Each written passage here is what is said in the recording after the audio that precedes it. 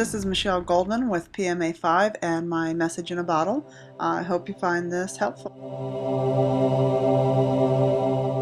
So our PMA5 breakdown is Google Docs setup and app genre, software requirements, test case procedures, and software test plan. I'm going to go over each one of those and hit a couple of points for each part of the course.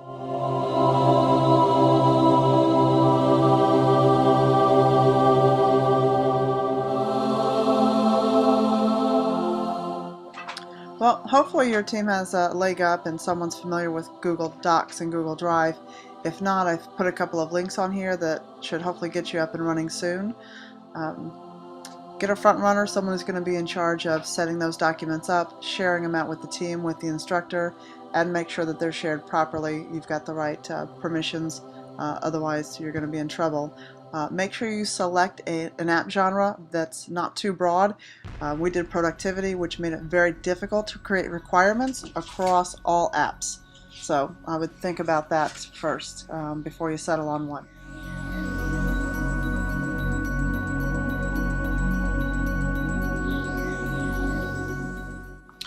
Well, I think our team made the mistake of making our requirements too broad the first time around.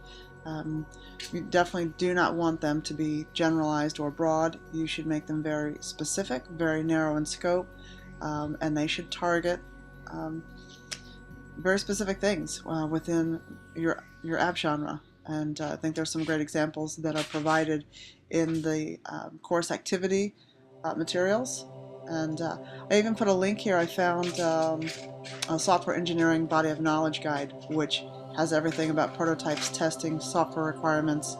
Hopefully that'll be a great resource for you all.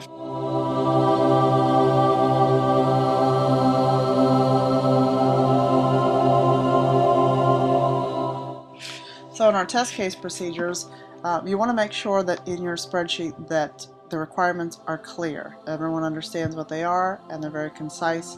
There's no confusion about what you're testing for. Make sure that everyone on the team realizes it's one app on two platforms or two apps on one platform. We had some confusion with that. Meet early on as a team so that way you can iron everything out, make sure everyone's clear. And we met even several times via Google Hangout, text, email, just confer with each other, go back and forth if you need to, just to make sure that you're not missing anything. Proof each other's work. Going through those, you've got 6 different worksheets in that spreadsheet, so you want to make sure you don't miss anything and make sure you double check everything before the due date so that you're not scrambling at the last minute.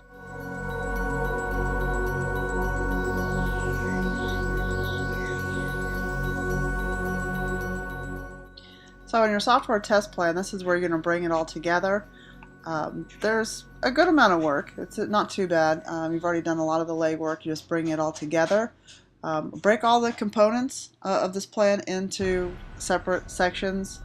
Divvy it up so that everyone's sharing the workload. Make sure you've got your target dates of when you want to have things completed. I use comments in the document to be able to communicate to, if I saw something in there, just throw in a comment so that way your team members are going to receive an email that a comment was placed in there, plus they could see it right in the document. Again, make sure you proof each other's work, go through the entire document just to double check each other, and make sure before the due date that when you guys think it's all done, that it's actually done. Good luck to everybody, and found PMA5 to be relatively easy compared to some of the previous classes. The only thing that I probably would have done differently is choosing a different app genre. I love productivity and utility apps, but it made it very difficult for this purpose and software testing, and it's just too broad of a category, too many different types of apps, too wide of a variety to try to create requirements that are going to work across the board with all of them. So that made it extra challenging. Good luck to everyone.